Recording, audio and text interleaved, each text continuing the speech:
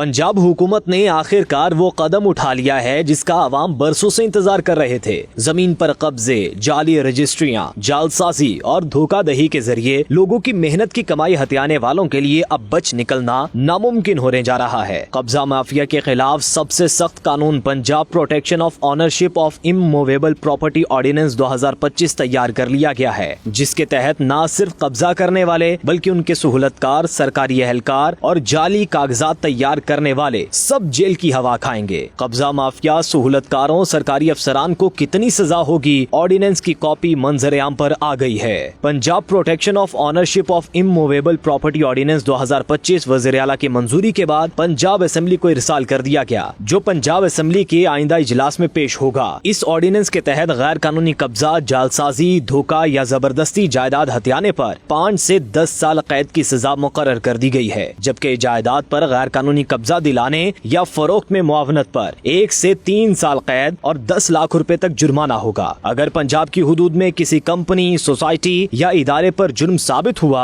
तो उस पर जिम्मेदार अफसरान भी सजा के मुस्तहिक होंगे। गवर्नमेंट ऑफ पंजाब के इस ऑर्डिनेंस के तहत जायदाद के मालिक को शिकायत बराह रास्त मुतल्लिका डिप्टी कमिश्नर के पास जमा करानी होगी और हर जिला में तनाज़ात के हल के लिए डिस्ट्रिक्ट डिस्प्यूट रेजोल्यूशन कमेटी कायम की जाएगी, जिसकी सरबराही डिप्टी कमिश्नर करेगा। मेंबरान में डीपीओ, एडीसी रेवेन्यू और मुतल्लिका अफसरान शामिल होंगे। इस कमेटी को रिकॉर्ड तलबी, समात और जायदाद के तहफ्फुज के लिए फौरी इंतजामी कार्रवाई का इख्तियार होगा। ये कमेटी 90 दिन में शिकायत निपटाएगी और कमिश्नर की मंजूरी से मजीद 90 दिन की तौसी मुमकिन होगी। केस की समात के दौरान फरीकैन का खुद पेश होना लाजिम है, जबकि वकील के जरिए नुमाइंदगी आम तौर पर मंजूर नहीं होगी। इस कमेटी की रिपोर्ट या समझौता तहरीरी तौर पर प्रॉपर्टी ट्रिब्यूनल को भेजा जाएगा और तनाज़ा हल न होने की सूरत में कमेटी 30 दिन के अंदर केस ट्रिब्यूनल को रेफर करेगी। झूठी या बदयानती पर मबनी शिकायत पर 1 से 5 साल कैद और जायदाद की वैल्यू के 25% तक जुर्माना होगा। इसके अलावा सूबे भर में प्रॉपर्टी ट्रिब्यूनल्स कायम किए जाएंगे। हर जिला में कम से कम एक ट्रिब्यूनल होगा और ट्रिब्यूनल के सरबराह हाई कोर्ट या डिस्ट्रिक्ट एंड सेशन जज रह चुके अफसरान होंगे।